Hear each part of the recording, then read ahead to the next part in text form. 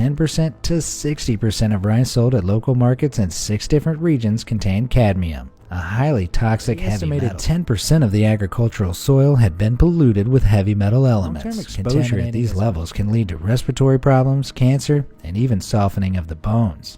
I would like to say that the donation will benefit over 1 million of students in about 7,900 schools of 9 provinces throughout the country. Did you fall for the Chinese plastic rice hoax that dominated the internet in 2016?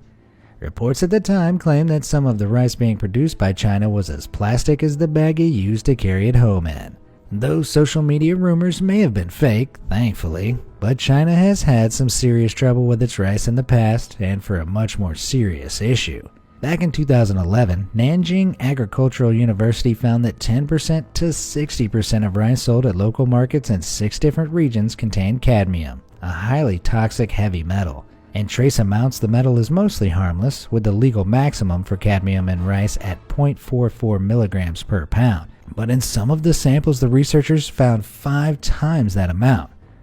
Long-term exposure at these levels can lead to respiratory problems, cancer, and even softening of the bones. This contamination crisis terrified the nation because rice is a staple of Chinese cuisine, with the country consuming almost 150 million tons between 2010 and 2011.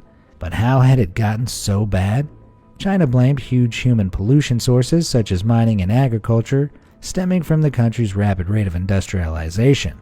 They estimated 10% of the agricultural soil had been polluted with heavy metal elements, contaminating as much as 12 million tons of rice and costing them more than 20 billion yuan. That's $317 million. Sounds like a high price for bad rice. මේ අතර චීන ශ්‍රී Lanka rubber සහල් ගිවිසුමට වසර 70ක් සපිරීම නිමිත්තෙන් චීන රජය විසින් පරිත්‍යාග කරනු ලබන සහල් මෙට්‍රික් ටොන් 10,000ක තොගේ පළමු තොගය ලෙස මෙට්‍රික් ටොන් 5,000ක ප්‍රමාණය ඊයේ චීන තානාපති කාර්යාලය නියෝජිතින් විසින් ශ්‍රී ලංකා රජයට ප්‍රදානය කරනු ලැබුවා. මේ අවස්ථාව සඳහා අමාත්‍ය බන්දුල ගුණවර්ධන මහතාද එක්ව සිටියා.